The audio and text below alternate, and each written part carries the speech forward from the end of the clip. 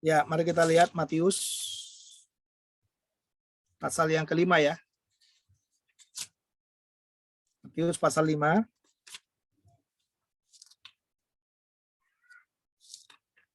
Ya, kita lihat ayat yang ke-13 dan ayat yang ke-14 ya. 13 sampai 14. Kalau sudah mendapatkan, saya membaca demikian firman Tuhan. Kamu adalah garam dunia. Jika garam itu menjadi tawar, dengan apakah ia diasinkan? Tidak ada lagi gunanya selain dibuang dan diinjak orang.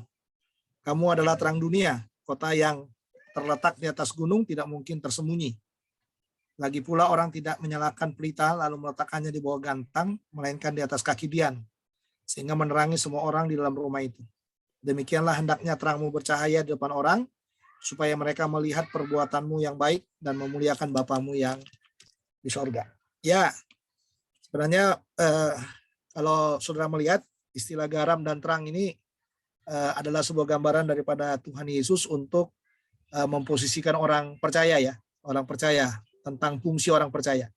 Satu sisi dikatakan kita adalah garam, satu sisi lagi kita dikatakan adalah terang. Ya. Nah, sebenarnya dua-duanya punya fungsi yang sama. Ya, kalau garam itu biasanya fungsinya mengawetkan, mengasinkan. Istilahnya saya yang paling sederhana itu adalah garam itu mempengaruhi rasa. Jelas ya? Garam itu mempengaruhi rasa. Jadi dari rasa yang tidak enak menjadi enak, atau dari rasa yang tidak nikmat dengan adanya garam menjadi nikmat. Tetapi garam itu juga nggak boleh dipakai kebablasan. Jadi kalau kebanyakan garam, nah ini saudara ya, kalau kebanyakan garam itu juga berbahaya, ya kan?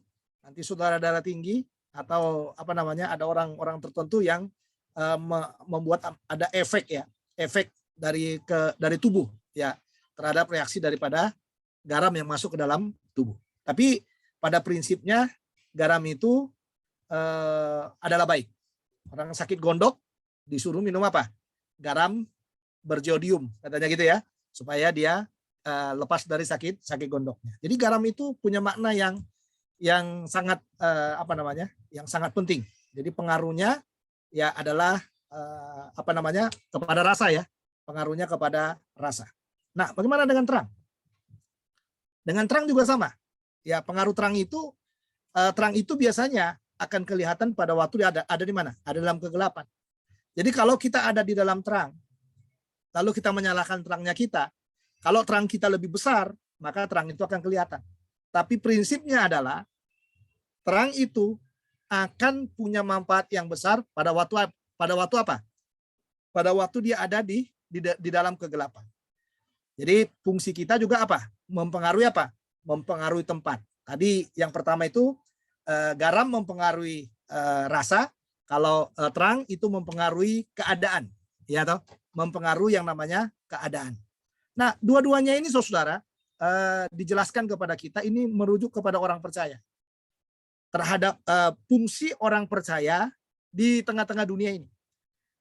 Seharusnya hadirnya kita harus bisa mempengaruhi rasa dan juga mempengaruhi keadaan dari orang-orang yang ada di sekitar kita. Jadi kalau rasa di tengah-tengah kita itu, rasa yang ada itu adalah rasanya orang berdosa, orang cabul, orang kotor, orang apa namanya, orang yang tidak setia, seharusnya kita harus bisa mempengaruhi rasa, mengembalikan rasa itu kepada kehendak Tuhan yang sesungguhnya. Demikian juga pada waktu kita ada di dalam satu tempat, orang semuanya adalah orang yang tidak percaya kepada Tuhan, tidak mengenal Yesus sebagai Tuhan dan Juru Selamat pribadinya, seharusnya terang Kristus itu, terang Kristus yang ada dalam diri kita ini, saudara, ini harus mampu, ya, harus mampu menerangi mereka yang ada di sana. Pertanyaan saya sekarang, kalau Tuhan katakan kita garam mempengaruhi rasa, kalau Tuhan katakan kita terang mempengaruhi keadaan, adakah kita mampu mempengaruhi rasa yang ada di sekitar kita, atau adakah kita mampu mempengaruhi keadaan yang ada di sekitar kita? Atau, nah ini garis bawah sama baik-baik ya.